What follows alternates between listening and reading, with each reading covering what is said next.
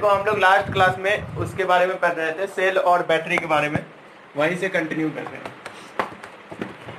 तो जो सेल और बैटरी होता है उसमें बताया था एनोड और कैथोड के बारे में, और उस समय कनेक्शन कट ही गया था, उसके बाद पता ही नहीं चला। तो वहां से मैं स्टार्टिंग से रिपीट कर दे रहा हूँ, ठीक है। जैसे हम सेल बैटरी का बात करते हैं, तो सेल और बैटरी जो हम नॉर्मल रियल देखते हैं, जैसे हम कोई भी बैटरी लेने जाते हैं मार्केट में, तो वो जो रहता है उसके अंदर दो रहते हैं। एक तो इलेक्ट्रोड, जो हम बोलते हैं इलेक्ट्रोड ही बोलते हैं इसको, ये दो पार्ट होता है, एक एनोड और एक कैथोड। ऐसा कुछ हम देखते हैं। नॉर्मल जो बैटरी होता है इसको हम बोलते हैं इलेक्ट्रोलाइटिक सेल। इसके बारे में बहुत ज्यादा डिटेल में नहीं पढ़ना है, क्योंकि तुम लोग केमिस्ट्री में पढ़े होंगे इलेक्ट्रोलाइटिक सेल होता क्या है उसके बारे में, ठीक है। अब इलेक्ट्रोलाइटिक सेल में जो हमें ध्यान रखना है इलेक्ट्रोलाइटिक सेल के बारे में, उसमें ये ध्यान रखना है कि एक टर्मिनल इसका कैथोड और दूसरा टर्मिनल एनोड होता है। और उसकी से इंपॉर्टेंट है वो कि एनोड और कैथोड को हम डिनोट कैसे करते हैं। तो याद रखना है कि एनोड का मतलब होता है पॉजिटिव और कैथोड का मतलब होता है नेगेटिव, ठीक है। तो एक वाला लिख दे रहा हूं, ये एनोड है और ये वाला है कैथोड। इसमें थोड़ा सा कंफ्यूजन होता है सभी लोग को कि एनोड का मतलब पॉजिटिव या नेगेटिव, या कैथोड का मतलब पॉजिटिव या नेगेटिव। तो याद रखना है कि एनोड का मतलब होता है positive terminal of the battery, और कैथोड का मतलब होता है negative terminal of the battery. ये होता है positive terminal of the battery, ये होता है negative terminal of the battery होता है। ये चीज को हम ध्यान में रख के क्वेश्चन को, जो भी क्वेश्चन होगा उसको सॉल्व करेंगे। मतलब इससे रिलेटेड बहुत क्वेश्चन भी नहीं आता है, थ्योरेटिकल पार्ट है ये। तो एनोड वाला ऐसा कुछ, और मान लो इसके एक्सटर्नल में एक रेजिस्टेंस लगा होता है और वो होता है ऐसा कुछ, ठीक है। ये रेजिस्टेंस आर होता है और ये एनोड पॉजिटिव और कैथोड होता है नेगेटिव, और ये होता है इलेक्ट्रोलाइटिक सेल। तो एनोड का मतलब पॉजिटिव टर्मिनल, और हमें पता है कि इस बैटरी के आउटर मोस्ट पार्ट हमें दिखते हैं, बस इसका अंदर वाला पार्ट नहीं दिखता है। तो आउटर मोस्ट पार्ट में करंट फ्लो होता है हाई पोटेंशियल से लो पोटेंशियल बोल सकते हैं, या फिर पॉजिटिव टर्मिनल से नेगेटिव टर्मिनल करंट फ्लो होता है। बट इनसाइड द बैटरी या इनसाइड द सेल क्या होता है, इनसाइड द सेल दोनों आयंस फ्लो होते हैं, पॉजिटिव आयंस और नेगेटिव आयंस दोनों फ्लो होते हैं। तो ये कंफ्यूजन वाला पार्ट रहता है कि कैटायन क्या होता है और एनायन क्या होता है, ठीक है। ये दो होता है। और कैथोड एनोड के बारे में तो मैं बता दिया, सभी लोग जो ग्रुप में मैं नोट्स भेजा था उसके वो लिख लेंगे पहले, और उसके बाद उसके आगे का देखेंगे।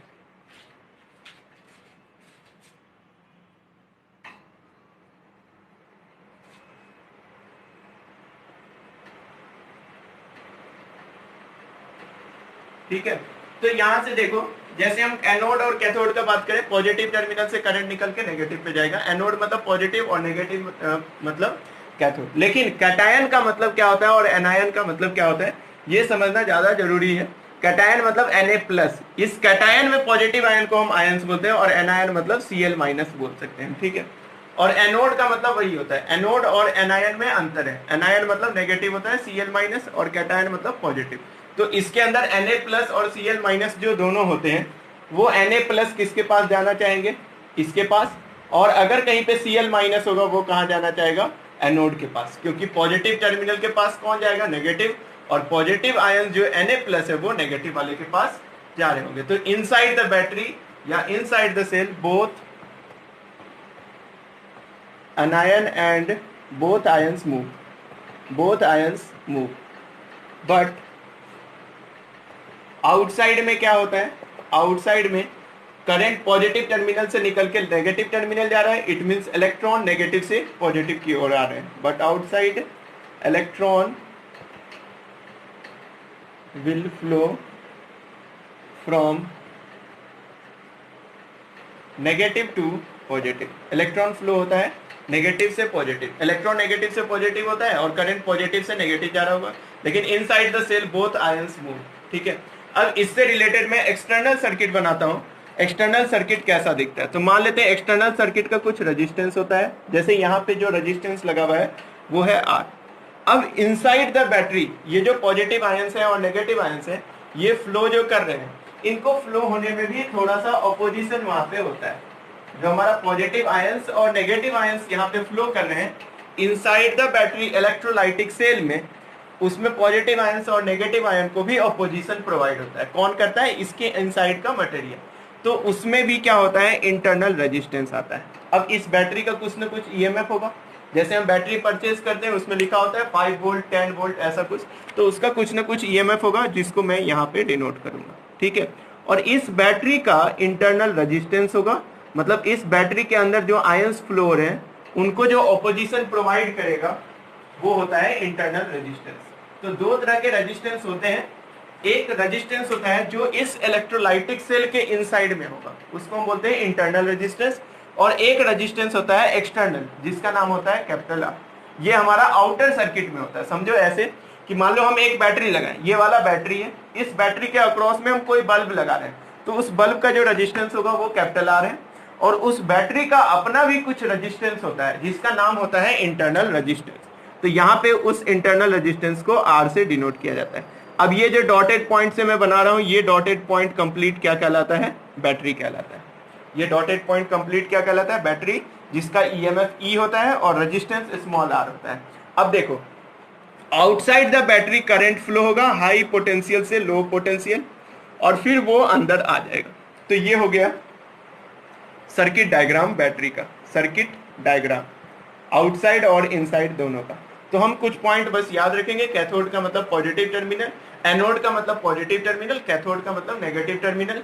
बैटरी के इनसाइड को हम बोलते हैं इलेक्ट्रोलाइटिक सेल बोलते हैं। Na+ और Cl- में एग्जांपल बताया हूं, both ions can move inside but outside electron move होते हैं नेगेटिव से पॉजिटिव।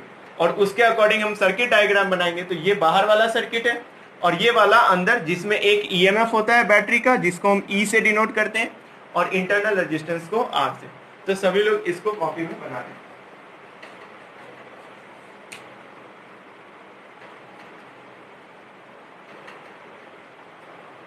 जय श्री राम।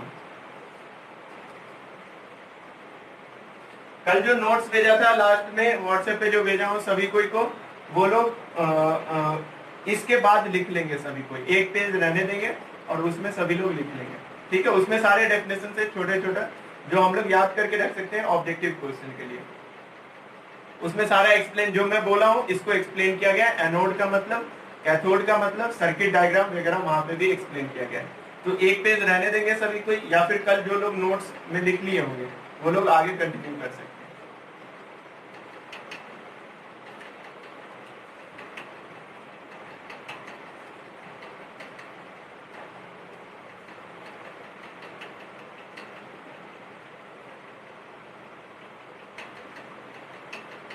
अब इसमें एक पॉइंट और हम ध्यान रखेंगे कि बैटरी के अक्रॉस दो वर्ड पूछा जाता है। ठीक है, और दोनों वर्ड का अलग अलग मतलब होता है। क्या क्या होता है वो समझते हैं। जैसे ये वाला हमारा पूरा सर्किट है और ये जो बॉक्स में है ये क्या है? बैटरी। ठीक है, तो बैटरी वाला ही हम पार्ट को फिर से रीड्रॉ करते हैं। ये इसका इंटरनल रेजिस्टेंस है आर और इसका ईएमएफ है ई। ठीक है, और ये कुछ ऐसा पार्ट है। और इसके बाहर का अगर हम सर्किट देखेंगे तो ये कुछ एक्सटर्नल में ऐसा कुछ। ठीक है, करंट इससे फ्लो होगा आई, एक्सटर्नल रेजिस्टेंस आर। अब जैसे हम बात करते हैं, हम जो बैटरी देखते हैं उस बैटरी के अंदर ईएमएफ होता है और साथ में इंटरनल रेजिस्टेंस होता है जिसको हम आर से, स्मॉल आर से डिनोट करते हैं, और बैटरी का ईएमएफ ई होता है। मान लेते हैं दो पॉइंट है, एक पॉइंट का नाम है ए और ये पॉइंट है बी। तो कभी क्वेश्चन में बोला जाए पोटेंशियल डिफरेंस अक्रॉस बैटरी, किसी भी बैटरी या फिर किसी भी सेल के अक्रॉस जो पोटेंशियल डिफरेंस होता है उसको अगर हम लिखना चाहें तो कैसे लिखेंगे? समझो, इस वाले पार्ट के अक्रॉस का पोटेंशियल डिफरेंस बताना है, मतलब VA और VB का बात करना है। तो यहाँ पे देखो करंट कहां से कहां फ्लो हो रहा है इस सर्किट के अंदर में। अगर मैं इस पार्ट को फिर से बनाऊं तो ये कुछ ऐसा है। देखो, ये कुछ बैटरी और इससे ये करंट ऐसे फ्लो हो रहा है, मतलब यहां से आया है करंट और इधर को आया। ये वाला पॉजिटिव होगा और ये वाला नेगेटिव होगा। जहां से करंट एंटर करता है वो पॉजिटिव और जहां से निकलेगा वो नेगेटिव। और इस बैटरी का ईएमएफ ई है। ई ऐसे करके लिखा होता है। इस जो भी सेल या बैटरी हम परचेज करते हैं उस पे जैसे लिखा होगा 12 वोल्ट 10 वोल्ट, उसको डिनोट कर रहा है ई। ठीक है, अब बैटरी जब सर्किट में कनेक्ट रहता है, मतलब इस बैटरी का हम यूज करते हैं मान लो बल्ब को ग्लो करने के लिए, तो उस बल्ब का रेजिस्टेंस हम दिखाते हैं आर से। ठीक है, अब मान लो ये पॉइंट ए है और ये पॉइंट बी है, ठीक है। तो इसके अक्रॉस जो पोटेंशियल डिफरेंस आता है वो हम याद रख सकते हैं, V A minus V B आता है E minus I R, E minus I R, ये रेजिस्टेंस आर है, तो बैटरी के अक्रॉस जो पोटेंशियल डिफरेंस आता है वो कितना होता है, ई माइनस आई आर, ठीक है। ये चीज को एकदम अच्छे से याद रखना है। चाहो तो तुम लोग यहाँ पे केवीएल लगा के सॉल्व भी कर सकते हो, या फिर याद रख सकते हो V A minus V B always कितना होता है, ई माइनस आई आर। और ये भी ध्यान रखना है कि बैटरी यहाँ पे करंट प्रोवाइड कर रहा है, मतलब ये क्या हो रहा है, battery is in this case battery is discharging, मतलब बैटरी का हम यूज कर रहे हैं, करंट ये प्रोवाइड करा रहा है। कैसे, जब हम बैटरी लगा रहे हैं तो बैटरी किस यूज में आ रहा है, डिस्चार्ज किया जा रहा है बैटरी, मतलब बैटरी करंट प्रोवाइड कर रहा है, इट मींस हम याद रखेंगे in this case battery is discharging. तो इसको बहुत अच्छे से कॉपी में सभी लोग लिख लें, और ये याद रखना है ऑलवेज कि जब भी हमारा बैटरी डिस्चार्ज होगा उस समय potential difference E minus I आ रहता है, जहाँ पे ई को बोला जाता है E is EMF of battery, E होता है ईएमएफ ऑफ बैटरी। कोई बताएगा ईएमएफ का फुल फॉर्म क्या होता है, ईएमएफ का फुल फॉर्म किसी को पता हो, हाँ, इलेक्ट्रोमोटिव फोर्स। यहाँ पे कंफ्यूज नहीं होना है कि ईएमएफ का इलेक्ट्रोमोटिव याद रखना है, इलेक्ट्रोमोटिव फोर्स। कई बार क्वेश्चन ये भी पूछता है कि ये सब तुम्हारे प्रैक्टिकल्स वगैरह में पूछ सकते हैं अगर स्कूल खुला तो ईएमएफ का मतलब याद रखना है कि इलेक्ट्रोमोटिव होता है, ठीक है, मैग्नेटिक नहीं होता है, ये ध्यान रखें, इलेक्ट्रोमोटिव फोर्स मैग्नेटिक नहीं होता है, ये ध्यान रखेंगे ईएमएफ का मतलब। और ईएमएफ का डेफिनेशन क्या होता है वो भी समझ लो, it is the potential difference across battery when no current is flowing. क्या होता है ईएमएफ का definition, EMF is potential difference across battery, EMF is potential difference across battery when no current is flowing, जब कोई current flow नहीं हो रहा होगा, when no current is flowing. तुम लोग खुद से देख सकते हो, यहाँ पे पोटेंशियल डिफरेंस आया था ई माइनस आई आर, अगर मान लो कोई करंट नहीं फ्लो हो रहा है तो आई जीरो हो जाएगा, मतलब V A minus V B किसके इक्वल हो जाएगा, ईएमएफ के इक्वल। तो ईएमएफ को हम डिफाइन नहीं करते हैं, EMF is potential difference across battery when no current is flowing. ये डेफिनेशन हम याद रख सकते हैं, कभी कभी ये भी पूछता है, ठीक है। तो इसको नोट कर ले सभी कोई।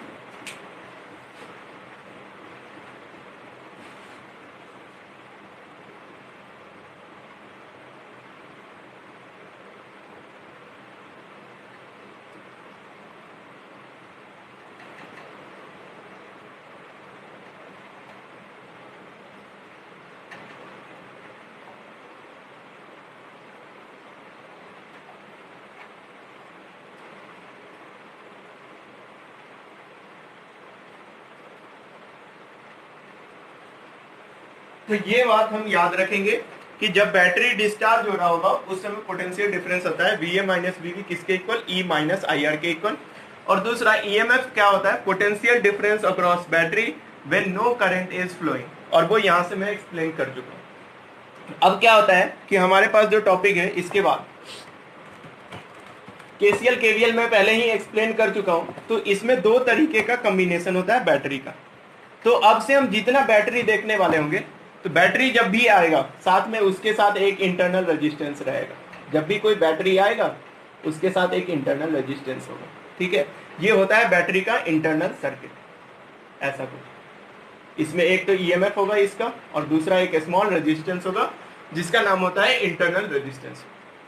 अब दो तरीके से बैटरी के कॉम्बिनेशंस को लगाया जाता है। तो नेक्स्ट टॉपिक लिख लो सभी कोई, कॉम्बिनेशन ऑफ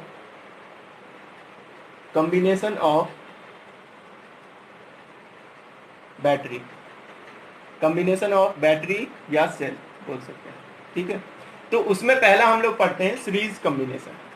पहले देखो, अब सीरीज और पैरेलल से कंफ्यूज नहीं होना है, सीरीज बस नाम है जिसका हम यूज किए थे पहले रेजिस्टेंस के सीरीज कॉम्बिनेशन में, बट अब हम ये जो सीरीज वर्ड है उसको यूज कर रहे हैं series combination for battery and cell. इससे पहले जो हम लोग पढ़े थे वो रेजिस्टेंस के लिए था, अब जो हम लोग पढ़ रहे हैं वो किसके लिए, बैटरी या सेल के लिए।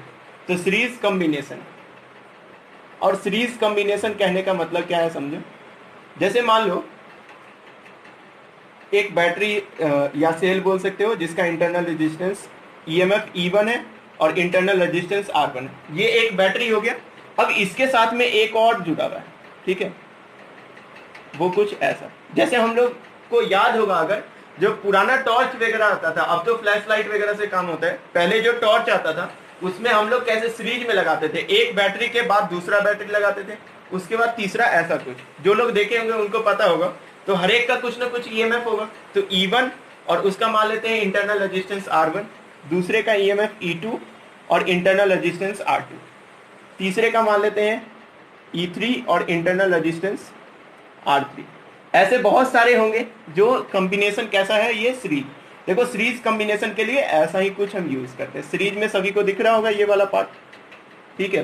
तो ऐसा कॉम्बिनेशन जब होता है तो हमें पूछा जाता है कि इन सीरीज कॉम्बिनेशन हमें battery equivalent EMF, battery equivalent निकालना। इक्विवेलेंट बैटरी कहने का मतलब इन सबको जब हम रिप्लेस करके एक ऐसा बैटरी लगाएं जिनका काम यही कर रहा होगा, तो वो कैसे होगा वो देखना है हमें। तो मान लो इस सर्किट के अक्रॉस में हम क्या करते हैं, इसको देखो सीरीज में अगर ऐसा दिया रहेगा तो E इक्विवेलेंट होता है इस समय E1 plus E2 plus E3 dot dot dot, ठीक है।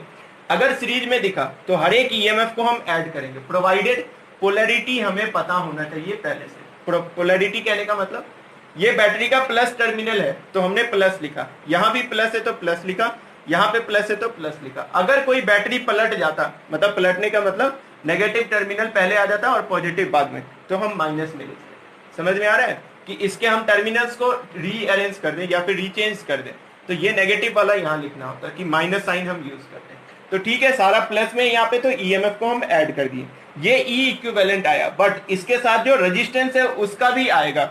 और वो कितना आएगा, देखो सीरीज में रेजिस्टेंस क्या होता है, R1 plus R2 plus R3 dot dot dot ऐसा।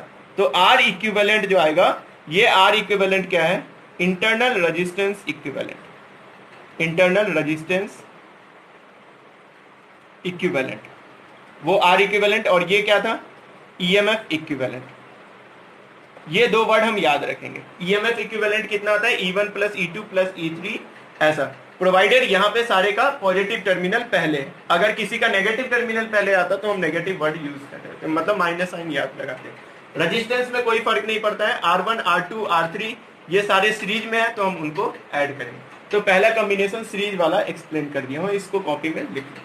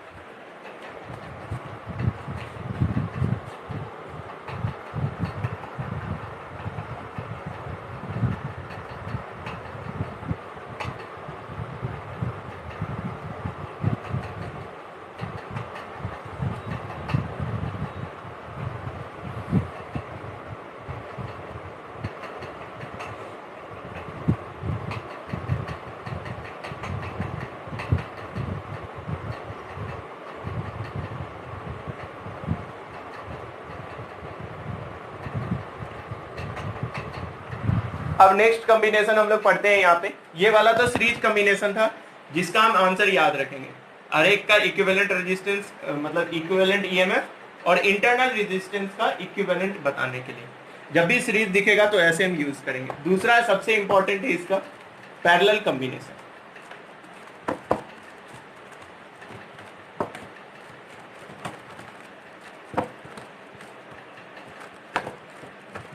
ठीक है, सेकंड वाला पैरेलल है, लेकिन इससे रिलेटेड एक एग्जांपल करके बताता हूं। इससे पहला सीरीज वाले का एग्जांपल एक बताता हूं। देखो, जैसे मान लो हर एक बैटरी का कुछ ना कुछ इंटरनल रेजिस्टेंस होगा,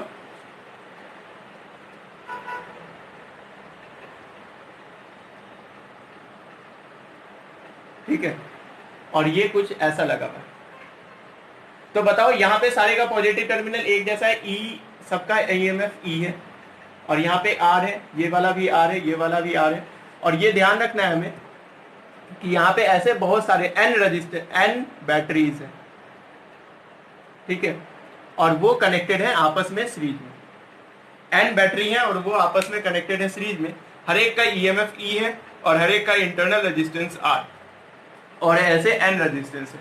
और इस क्वेश्चन में पूछा गया है इक्विवेलेंट ईएमएफ, इक्विवेलेंट ईएमएफ, और दूसरा equivalent internal resistance, equivalent internal resistance और इक्विवेलेंट ईएमएफ, ठीक है।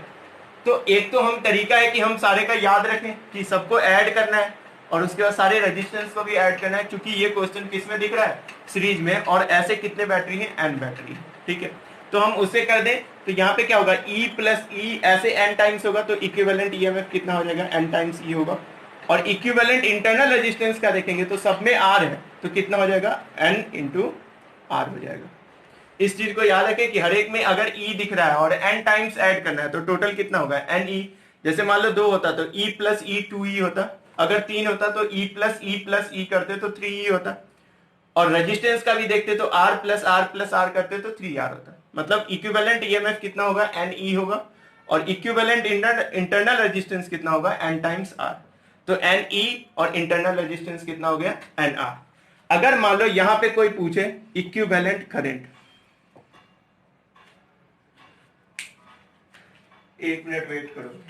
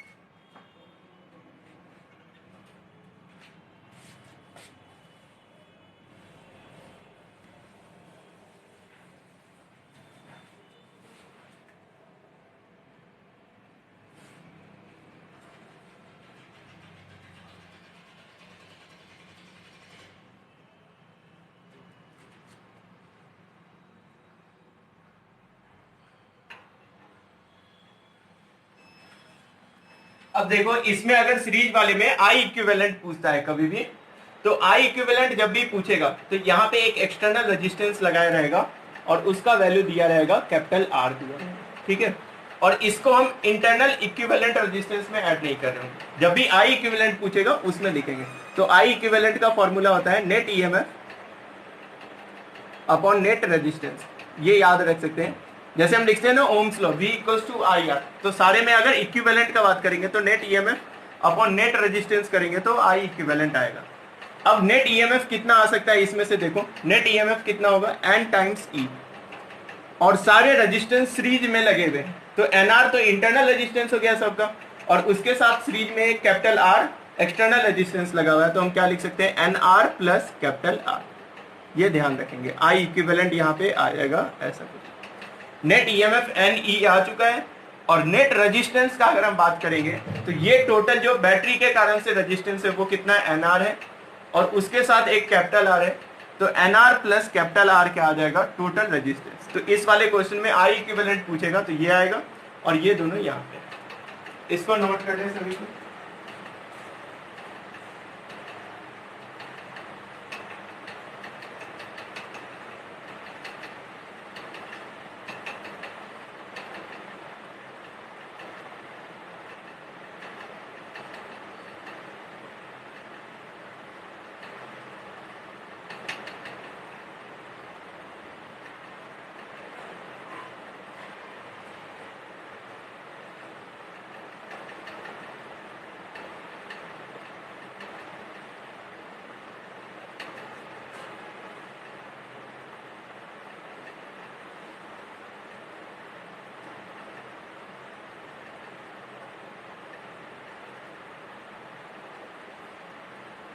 सभी लोग पता है, स्क्रीन दिख रहा है अच्छे से।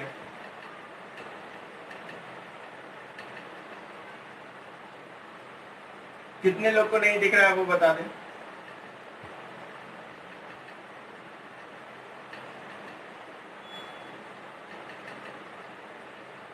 अभिषेक बताओ।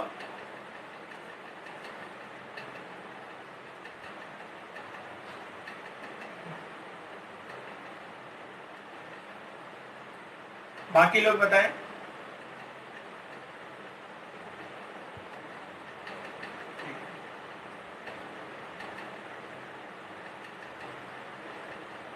देखो नेक्स्ट वाला पार्ट डिस्कस कर रहे हैं। नेक्स्ट वाले में सीरीज के बाद नेक्स्ट है पैरेलल कॉम्बिनेशन।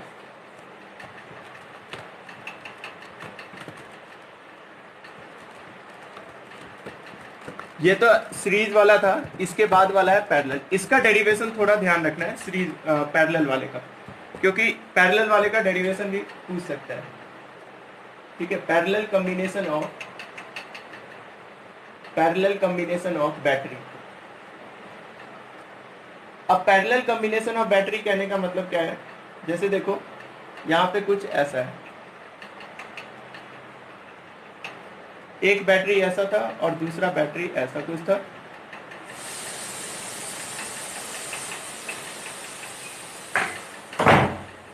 और दूसरा वाला बैटरी ऐसा कुछ है। ठीक है, इसका ईएमएफ मान लो E1 और इंटरनल रेजिस्टेंस R1, और इसका है E2 और इंटरनल रेजिस्टेंस है R2। ठीक है, ये वाला है E1 इंटरनल रेजिस्टेंस R1, ये वाला ईएमएफ E2 और इंटरनल रेजिस्टेंस है R2। अब इसके अक्रॉस बैटरी रेगुलर नहीं लगा है, इसके अक्रॉस में भी ऐसा हो सकता है तो एक्सटर्नल रेजिस्टेंस लगा होगा, और वो इस पूरे कॉम्बिनेशन के सीरीज में लगा हुआ रहता है।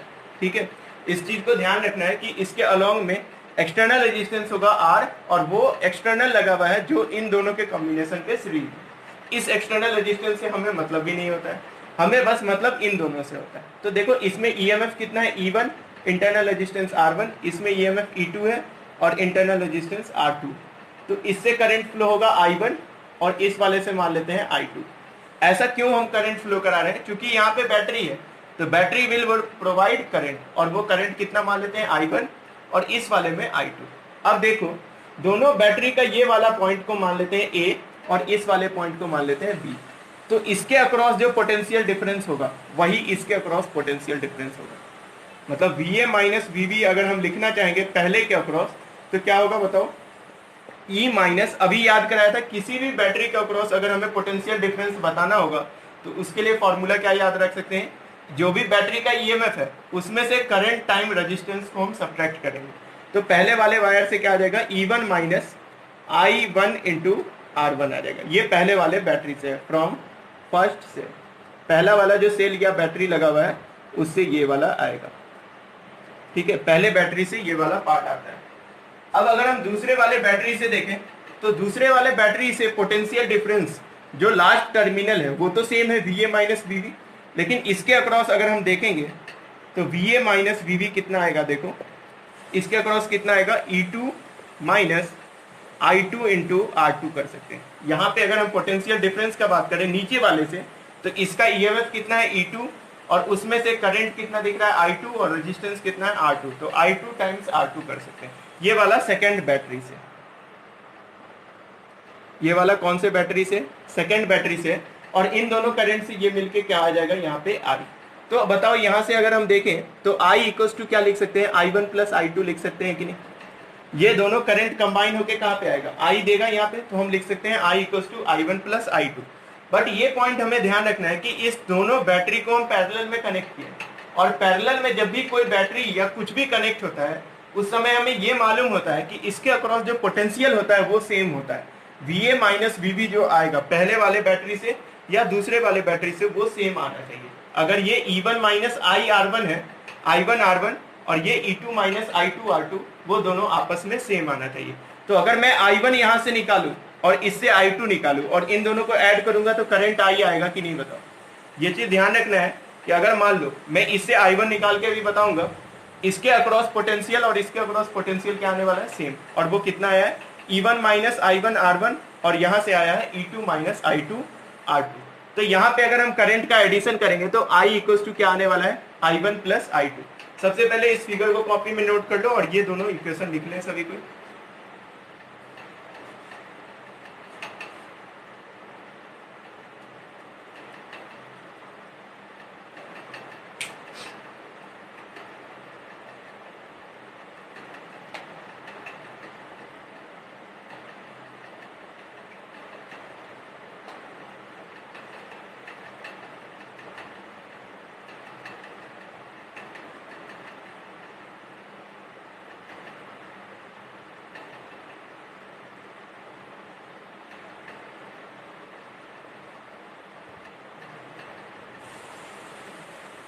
तो ये वाला फिगर नोट हो गया होगा। उसके बाद मैं इससे आगे का बताता हूँ कि हम I1 और I2 का वैल्यू निकालेंगे और उस इक्वेशन में पुट करेंगे।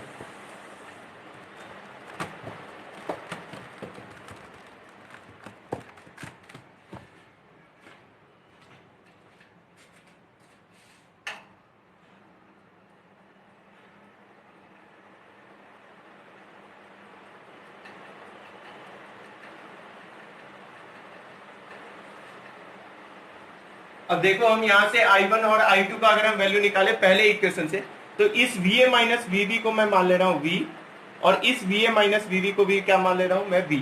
तो पहले इक्वेशन से फ्रॉम इक्वेशन फर्स्ट, अगर हम इक्वेशन फर्स्ट से देखें तो V का वैल्यू I1 का अगर हम वैल्यू निकालना चाहते हैं तो I1 का वैल्यू कैसे निकलेगा। देखो V इक्वल्स टू दिया गया है E1 माइनस I1 R1। अगर मैं यहाँ से I1 का वैल्यू निकालना चाहूँ तो इस पूरे टर्म को मैं इधर ले आता हूँ, तो I1 R1 इक्वल्स टू हो जाएगा E1 माइनस V।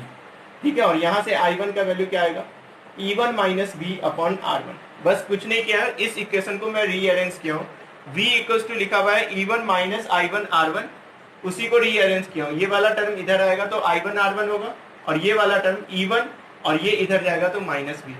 I1 होगा E1 minus V upon R1, और सिमिलरली अगर हम I2 देखें तो I2 कितना आएगा बताओ। I2 भी यहां से आ जाएगा, देखो V और E2 माइनस I2 R2 से I2 कितना आएगा, E2 minus V upon R2। अब इन दोनों इक्वेशन को अगर मैं ऐड करूं I के लाने के लिए, तो I इक्वल्स टू होता है I1 प्लस I2, और I1 का वैल्यू आया है E1 minus V upon R1 plus E2 minus V upon R2। ये आ चुका है I। ठीक है, I इक्वल्स टू आया है E1 अपॉन R1, और यहाँ से ये वाला, तो इसमें थोड़ा रीअरेंज करते हैं हम। E1 upon R1 plus E2 upon R2 minus V common ले लें तो यहाँ से बचेगा माइनस V अपॉन R1, और यहाँ से माइनस V अपॉन R2। अगर V हम कॉमन ले लिए तो क्या बचेगा, 1 अपॉन R1, और यहाँ से बच रहा है 1 अपॉन R2। ये I के इक्वल आया है। अब देखो हमें निकालना रहता था नेट EMF और साथ में V निकालना होता है, तो इसको रीअरेंज करते हैं हम फिर से। ये इक्वेशन हमारा आ चुका है, I का इक्वेशन आया। कैसे कैसे I का इक्वेशन लाए हैं वो समझ लो सभी कोई अच्छे से। I1 का वैल्यू हमें पता है, I2 का वैल्यू पता है, और हमें ये भी पता है कि पैरेलल में दोनों करंट ऐड होगा तो I करंट आएगा। अब I को मैं लिखना चाहूं तो I1 क्या था, E1 minus V upon R1, और I2 था E2 minus V upon R2। अब इसको थोड़ा सा रीअरेंज करते हैं। E1 अपॉन R1 होगा, यहाँ से होगा E2 upon R2, minus V upon R1 और माइनस V अपॉन R2 से अगर माइनस V कॉमन ले लें तो 1 upon R1 plus 1 upon R2 होगा। एक तो इक्वेशन ये आ चुका है। अब इससे रिलेटेड अगर हम इक्वेशन लिखे तो इस वाले को राइट साइड में लिख सकते हैं, V 1 upon R1 plus 1 upon R2 equals to E1 upon R1 plus E2 upon R2। ठीक है, और ये वाला टर्म इधर जाएगा माइनस I होगा। ठीक है, अब यहां से मैं क्या कर रहा हूं, इस वाले पूरे टर्म से दोनों तरफ डिवाइड दे रहा हूं, तो यहां से ये वाले टर्म से ही मैं डिवाइड दूंगा इस टर्म से, तो ये हट जाएगा यहां से। लेकिन यहां पे क्या आएगा, देखो E1 upon R1 plus E2 upon R2, और इन सभी के नीचे आ जाएगा 1 upon R1 plus 1 upon R2। ठीक है, इन सभी के नीचे क्या आने वाला है, 1 अपॉन R1 और 1 अपॉन R2, क्योंकि हम इस पूरे इक्वेशन को इस वाले वैल्यू से हम डिवाइड कर रहे हैं। इस वाले वैल्यू से डिवाइड करेंगे तो यहाँ पे तो कुछ भी नहीं बचेगा। यहाँ पे जब हम डिवाइड देंगे तो ये कुछ ऐसा आ जाएगा। ठीक है, और यहाँ पे क्या आएगा, देखो minus I upon 1/R1 plus 1/R2। ठीक है, तो ये वाला वोल्टेज का इक्वेशन है। अब वोल्टेज इक्वल्स टू किसी भी बैटरी का अगर हम वोल्टेज को कंपेयर करेंगे तो किसी भी बैटरी का वोल्टेज किसी के इक्वल होता है, E equivalent minus I times R equivalent के इक्वल होता है। तो यहां से अगर हम कंपेयर करें इन दोनों इक्वेशन को तो देखो E इक्विवेलेंट का फॉर्मूला क्या आ गया, E1 upon R1 plus E2 upon R2, और इसके नीचे क्या लिखा हुआ है, 1 upon R1 plus 1 upon R2 minus 1, ये क्या है I, और ये वाला वैल्यू को अगर हम चाहे तो ऐसा लिख सकते हैं, क्या देखो ये क्या लिखा हुआ है, 1 अपॉन R1 प्लस 1/R2 क्या होता है, 1/R इक्विवेलेंट, और मैं 1/R इक्विवेलेंट को R इक्विवेलेंट को ऊपर भेजूंगा तो I इंटू R इक्विवेलेंट ही लिखा हुआ है। इट मीन्स यहां से हमें ये समझ में आ रहा है कि E इक्विवेलेंट पैरेलल वाले में क्या आता है, E1/R1 plus E2 upon R2, और इसके नीचे होता है 1/R1 प्लस 1/R2, ठीक है, और माइनस ये तो हो गया EMF। और इंटरनल रेजिस्टेंस का अगर हम बात करें, R इक्विवेलेंट इंटरनल, वो किसके इक्वल आता है, 1/R1 प्लस 1/R2। अभी जो मैं एग्जांपल एक्सप्लेन किया था उसमें दो बैटरी लिया गया था, एक E1 उसका इंटरनल रेजिस्टेंस R1 और दूसरा E2 इंटरनल रेजिस्टेंस R2। वैसे ही यहाँ पे आंसर में दो आया है, दो के लिए आया है। अगर और भी ज्यादा होता तो हम इसमें और भी ज्यादा लिख सकते थे, E3/R3, E4/R4, और नीचे लिखते 1/R3 1/R4। ये तो E इक्विवेलेंट का फॉर्मूला होता है। और उसी बैटरी का जो इंटरनल रेजिस्टेंस होता है उसका फॉर्मूला क्या होता है, 1/R1 प्लस 1/R2, और अधिक होते तो 1/R3 लिखते और 1/R4 लिखते। ऐसे हम कंटिन्यू करते। तो थोड़ा सा डेरिवेशन कॉम्प्लिकेटेड है, जिसमें हमें ये वाला लाइन अच्छे से समझना होगा। किसी भी बैटरी के अक्रॉस पोटेंशियल डिफरेंस क्या होता है, EMF minus I times R equivalent. तो EMF कितना आया है, E1/R1 प्लस E2/R2 का होल डिवाइड है 1/R1 प्लस 1/R2 से। ये वाला फॉर्मूला थोड़ा अच्छे से याद रखेंगे। और R इक्विवेलेंट तो सेम होता है जैसे हम रखते आए हैं वो। अभी भी किसी को डाउट है कोई पार्ट में तो पूछ सकते हैं।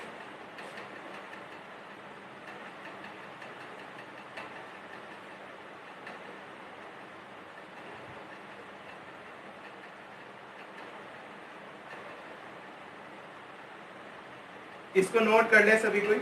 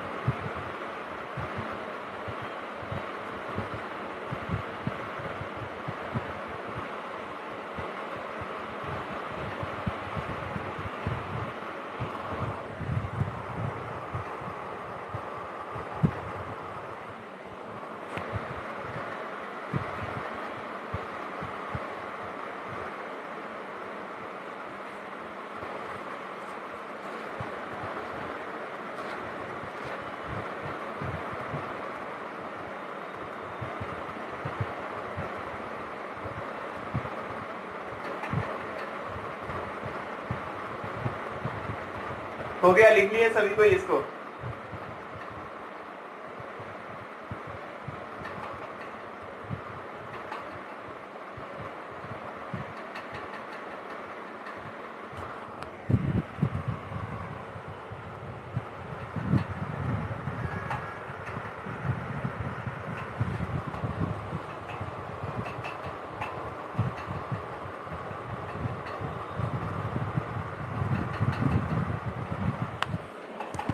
अब देखो ये हो गया पैरेलल कॉम्बिनेशन, जिसका ये वाला फॉर्मूला याद रखना है, ये बहुत ही इंपॉर्टेंट है, ठीक है। R इक्विवेलेंट और E इक्विवेलेंट का फॉर्मूला याद होना चाहिए।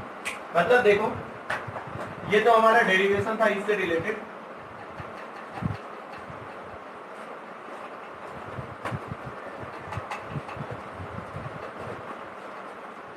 अगर मान लो हमारा पैरेलल में ऐसा कुछ बैटरी था, एक R1, इसके पैरेलल में ऐसा कुछ R2, इसके पैरेलल में ऐसा कुछ R2, और ऐसे बहुत सारे हो सकते हैं, ऐसा ऐसा बहुत सारे होंगे, और लास्ट में ऐसा EN RN, ये R3 E3 E2 R2 E1 R1, और इस सारे बैटरी, ये सारे बैटरी हैं, और बैटरी का इंटरनल रेजिस्टेंस दिया गया है।